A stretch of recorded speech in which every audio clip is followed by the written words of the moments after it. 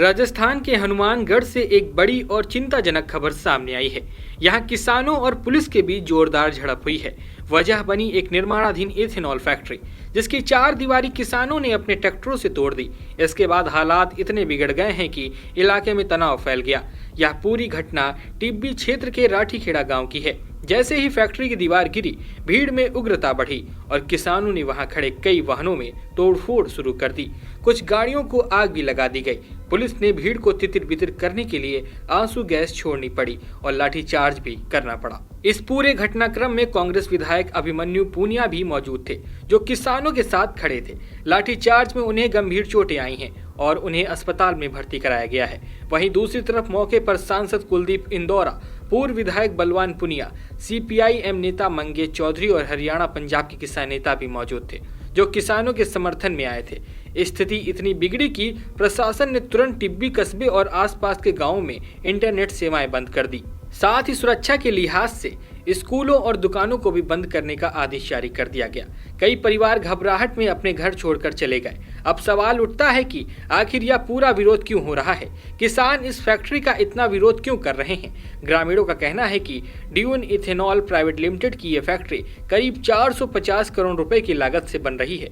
जैसे ही यह चालू होगी, उनके अनुसार इलाके में प्रदूषण बढ़ जाएगा। किसान पहले से ही इंदिरा गांधी नहर परियोजना के दूषित पानी से परेशान है और उन्हें डर है कि फैक्ट्री चालू होने से प्रदूषण और बढ़ेगा। बुधवार को सुबह किसान उपमंडल मजिस्ट्रेट कार्यालय के बाहर जमा हुए थे। उन्होंने प्रशासन से साफ मांग रखी थी कि इथेनॉल फैक्ट्री का निर्माण तुरंत रोका जाए। साथ ही दोपहर 2 बजे तक लिखित आश्वासन भी मांगा गया, लेकिन जब अधिकारी लिखित भरोसा देने के लिए तैयार नहीं हुए तो किसानों का गुस्सा और बढ़ गया। फिर शाम करीब 4 बजे सैकड़ों किसान ट्रैक्टर लेकर फैक्ट्री की तरफ बढ़े, दीवार तोड़ी और परिसर में घुस गए। उन्होंने पुलिस बैरिकेडिंग तोड़े, कम से कम 10 वाहनों में आग लगा दी, जिनमें 3 पुलिस की गाड़ियां भी शामिल थीं।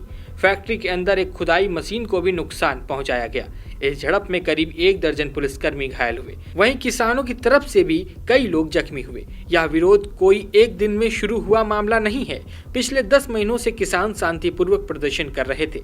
सितंबर 2024 से जून 2025 तक आंदोलन शांत रहा, लेकिन जुलाई 2025 में कंपनी ने बाउंड्री वॉल बनानी शुरू की, जिससे विवाद बढ़ गया। इसके बाद 19 नवंबर 2025 को पुलिस सुरक्षा में फैक्ट्री का निर्माण फिर से शुरू करवाया गया। इससे किसानों में नाराजगी बढ़ी। कई किसान नेताओं को गिरफ्तार किया गया और बड़ी संख्या में लोगों ने गिरफ्तारी दी। और फिर बुधवार को जब किसानों ने दोबारा दीवार तोड़ी तो टकराव चरम पर पहुंच गया। घटना के बाद प्रशासन ने टिब्बी में सीआरपीसी की धारा 163 लागू कर दी, जो पहले से ही लागू थी। इलाके में करीब 500 पुलिसकर्मी और सीमा गृह सुरक्षा की 2 बटालियनें तैनात की गईं।